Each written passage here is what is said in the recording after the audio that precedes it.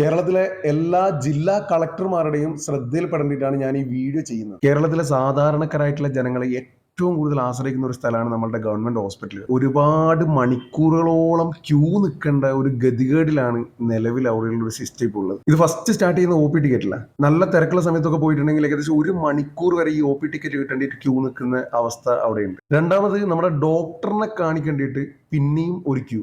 അത് കഴിഞ്ഞാൽ ഡോക്ടർ എന്തെങ്കിലും ടെസ്റ്റ് റിസൾട്ട് എഴുതി കൊടുത്തിട്ടുണ്ടെങ്കിൽ ലാബിന്റെ മുന്നിൽ ഇത് ടെസ്റ്റ് ചെയ്യാനായിട്ടിരിക്കും. അത് കഴിഞ്ഞാൽ ഈ ടെസ്റ്റ് റിസൾട്ട് കിട്ടേണ്ടിയിട്ട് പിന്നെയും ക്യൂ.